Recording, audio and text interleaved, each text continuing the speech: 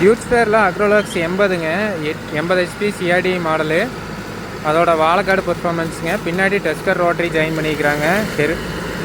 Banana special 13 inch பிளாஞ்ச் alter பண்ணிக்கிறாங்க. நல்ல yield வந்த வாழை ஓடிட்டு இருக்குதுங்க. டியூட்ஸில் பார்த்தீங்கன்னா 80 HP 4 சிலிண்டர் இன்ஜினுங்க, CRDI இன்ஜினு. இதில் ஏர் ஃபில்ட்ரு பார்த்தீங்கன்னா செல்ஃப் க்ளீனிங் டைப்பில் வருங்க. அதே ஆட்டோமேட்டிக்காக க்ளீன் ஆயிரும். அந்த டைப் ஏர் ஃபில்ட்ரு. ரெண்டு செக்ஷனில் பார்த்தீங்கன்னா வென்டிலேஷன், இன்ஜினுக்கு காற்றோட்டம் அதிகமான செக்ஷன் இருக்குங்க. CRDI கொடுத்ததில் இன்ஜின் நாய்ஸ் பார்த்தீங்கன்னா ரொம்ப கம்மியாக இருக்குதுங்க. 1600 RPMல 540 PT RPMல க்ரீப்பரில் 4th கியரில் ஓட்டிகிட்டு இருக்கிறாங்க. 600 மீட்ரு வந்து போகுதுங்க. வண்டி மூமெண்ட்டில் இருக்குது. 600 மீட்ரு.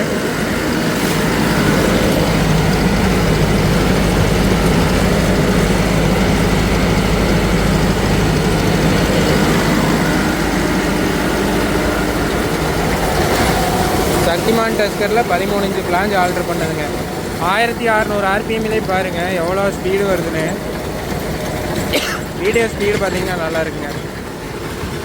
நீங்கள் அவனாசி சேவூர் ஏரியாவில் இருந்தீங்கன்னா உங்களுக்கு யாராச்சும் வாழை ஓட்டி கொடுக்கணும் அப்படின்னா SK டிராக்டர்ஸ் இவங்களை கான்டாக்ட் பண்ணுங்கள். பெஸ்ட் ப்ரைஸில் உங்களுக்கு பார்த்தீங்கன்னா வாழையை ஓட்டி கொடுப்பாங்க. ஃபினிஷிங் பாருங்கள் எந்த அளவுக்கு வருதுன்னு.